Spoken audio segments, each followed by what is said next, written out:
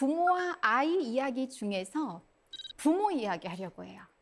근본적으로는요, 부모님들이 저에게 요청하는 게 있어요. 어떻게 하면 이 아이를 고칠 수 있을까요?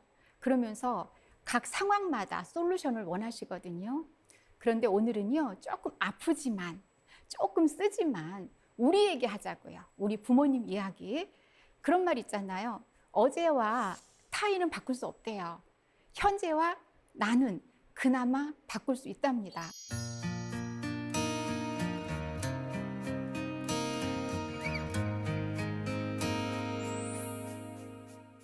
제가 오늘 멋진 물음표 질문 하나 가져왔습니다.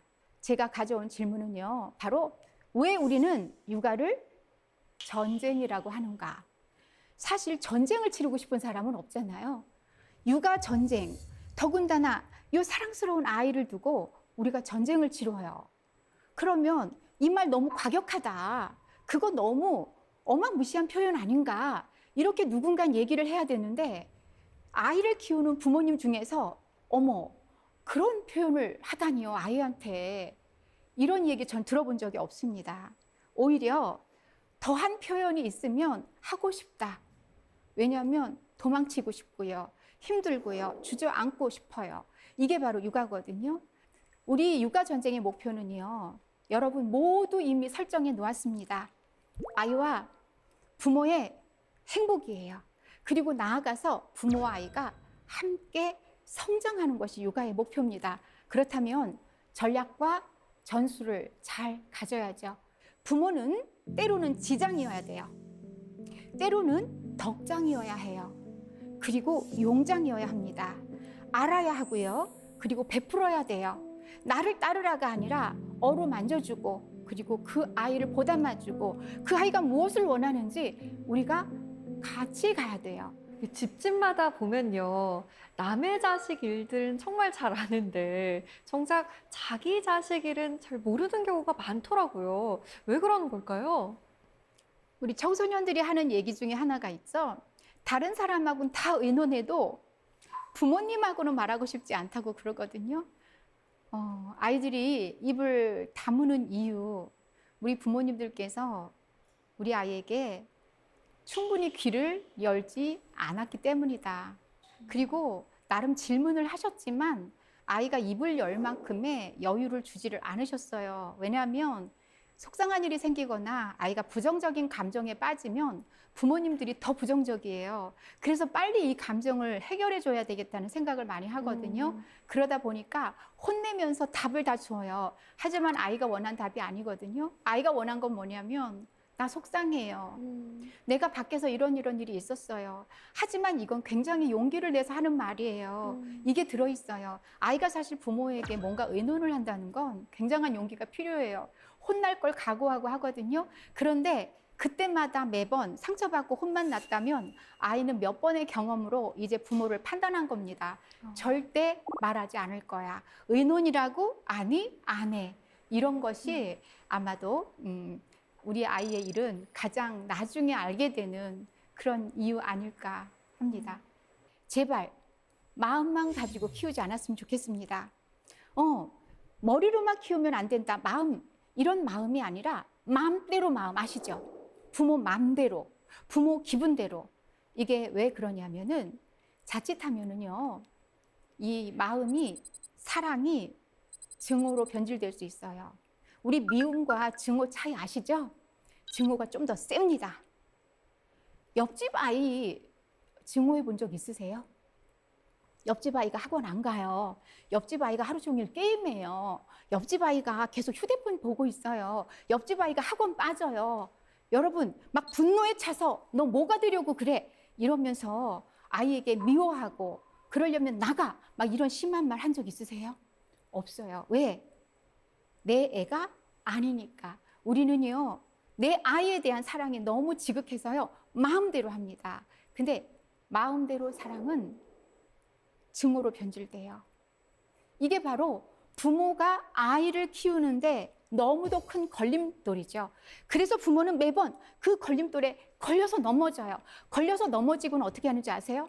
너 때문이야. 엄마는 잘하고 싶은데 네가 그러잖아. 제발, 제발. 그리고 도대체, 왜? 우리 육아하면서 입에 달고 사는 몇 가지 단어가 있어요. 도대체 왜 그래? 몇 번이나 말했지? 너 안 한다고 했지? 그래 놓고 너 또 왜 그래? 도대체 엄마가 못 살겠다. 막 이런 것들이에요. 그러니까 아이가 듣기에는요, 우리 부모님이 날 사랑한다고 느끼는 적이 없어요. 제가 청소년 강연을 가서 받은 설문 가운데 하나가 정말 심금을 울리는 한마디가 있었습니다. 좋은 부모가 어떤 부모냐? 여러분 나중에 어떤 부모가 되고 싶냐? 근데 한 학생이 이런 말을 썼습니다.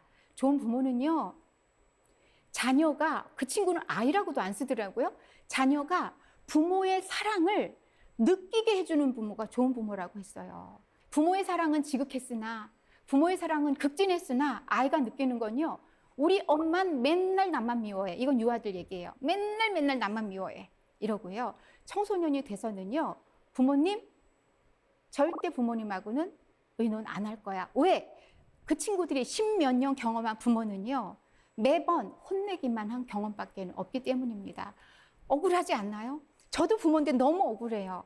우린 너무도 사랑했는데, 그런 말 있잖아요. 눈에 넣어도 안 아프고. 어때요? 그렇죠? 네. 내 목숨보다 더 사랑하고 내 목숨을 바칠 수도 있다고 했잖아요. 근데 아이들이 느끼는 사랑은 부모님은 맨날 미워해요. 6살과 2살 아들을 둔 엄마 얘기예요. 아들 둘, 대단한 거죠. 이제 둘째는요, 이제 막 걸음마를 시작했어요. 그러니까 온종일 따라다녀야 돼요. 6살, 코로나19로 유치원 못 가다가 요즘 띄엄띄엄 갑니다. 독방 육아하고 있어요. 엄마, 너무너무 지쳐서 진짜 엄마는 항상 앉아있고 싶어요. 너무너무 힘들단 말이에요. 어느 날 저녁 시간이에요. 저녁 차려놓고 아이를 불렀습니다. 누구야? 장난감 얼른 치우고 밥 먹자. 이때만 해도 엄마는 좋은 말로 얘기했어요. 아이가 싱긋도 안 해요. 이제 엄마의 목소리가 조금 커지죠? 장난감 치우고 밥 먹으랬잖아. 근데 아이가 장난감을 거실에 막 흐트러 놓는 겁니다. 이유가 있어요. 아이도 지금 밥 먹고 싶지 않거나 더 놀고 싶단 말이야. 근데 엄마는 먹기 싫은 밥 먹으라고 장난감 치우래요. 그래서 아이가 막 장난감을 어질러 놓으니까 2번이나 좋게 말한 엄마 화가 났습니다. 그래서 엄마가 거실로 갔어요.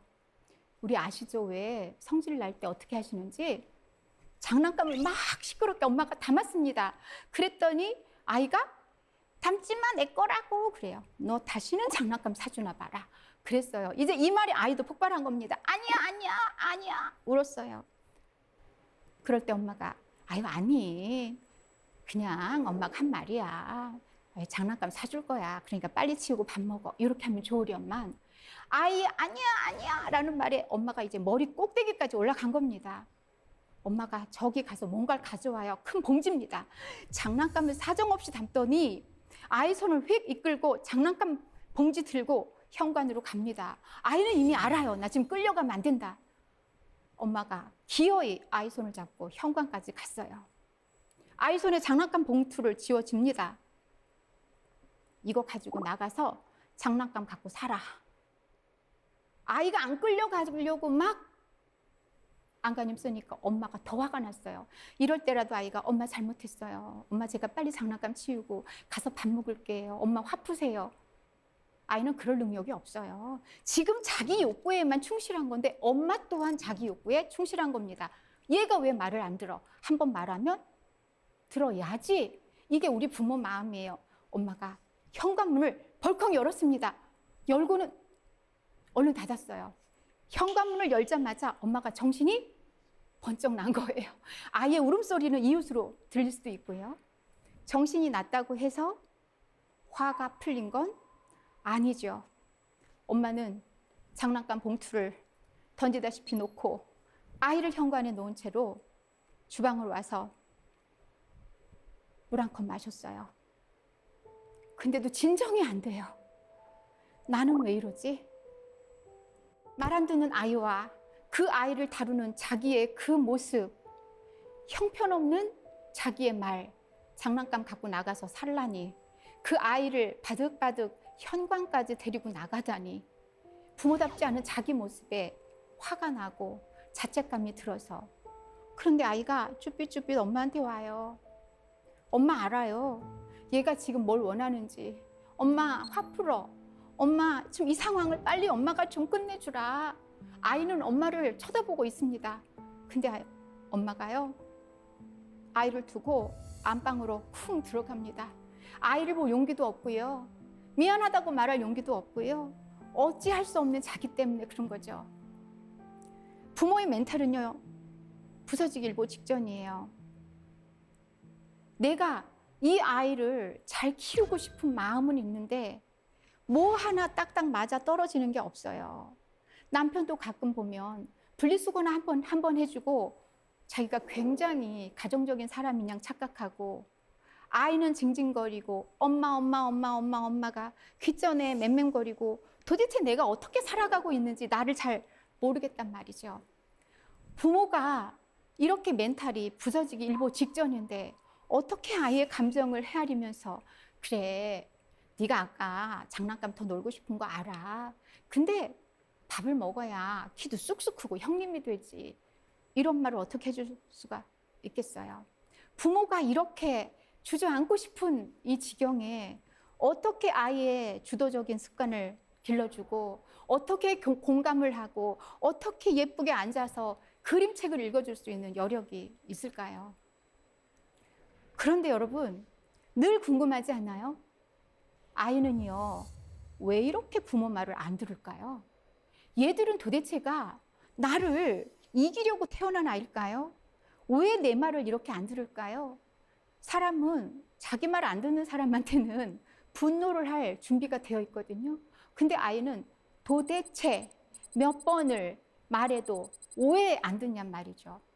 여러분, 지금 제가 이렇게 천천히 왜 말을 안 들을까요 하니까 답 나오셨지 않아요? 애니까, 어리니까. 근데 이거는 남의 집 애한테 하는 말이에요. 아유, 애잖아. 어리잖아. 아유, 이제 크면 괜찮아. 근데 왜 내 아이한테는요, 4살짜리, 6살짜리 아이한테도 이렇게 혹독하고 7살 아이한테도 17살, 27살 먹은 사람이 되기를 바라는 걸까요? 아이들은요, 여러분, 우리 엄마를 무시할 능력이 없는데도 말을 안 들으면 뭐라는 줄 아세요? 엄마 무시하는 거야. 막 발까지 굴러요. 억울하고 분해서 왜 네가 엄마 말을 안 들어? 나는 널 사랑하는데. 근데 아이들은 엄마를 무시할 능력이 없어요. 바로 전두엽이 그만큼 발달하지 않았거든요. 여러분 아시다시피 전두엽은 20살에서 25살 돼야 완전히 완성이 돼요. 18살까지 미성년이죠. 성년의 날 지날 때까지는 최소한 봐주셔야 돼요. 그 친구들 보호자란에 누가 써요? 바로 부모님이 보호자예요. 보호를 받아야 될 어린 아이란 말이에요. 약자. 우리 아이들은 왜 말을 안 듣느냐면, 여러분이 너무도 잘 아시는 것처럼 아직 미성숙해서 그래요. 성숙이 아직 안 됐다는 거거든요. 이런 관점만 봐도 우리는 아이한테 앞으로 왜 말을 안 듣느냐는 이런 허공에 맴도는 말은 최소한 안 하지 않을까. 아이들은 전두엽이 아직은 완성이 안 된, 아주 미성숙한, 지금 그렇지만 자기 욕구에 충실하게 잘 자라고 있는 아주 예쁜 존재라는 것. 어른은 같은 감정이 나더라도 그것을 통제할 수 있는, 그리고 미래까지 예측할 수 있는, 그러면서 현재를 충실하게 살 수 있는 성숙한 사람이라는 것. 부모는 부모답게 얘를 이끌어야 합니다. 그런데 이 발달 특징을 알았다면 우리는 얼마든지 아이를 잘 키울 수가 있는데, 발달 특징 무시, 나를 따르라, 이렇게 되기 때문에 아마도 우리 아이들은 부모 말을 세상에서 제일 듣고 싶지 않을 겁니다. 그렇다면 이 아이를 부모는 어떻게 잘 키울 수 있을까요? 제가 준비한 5가지가 있는데, 바로 부모는 어른이어야 한다에 답이 들어가 있습니다.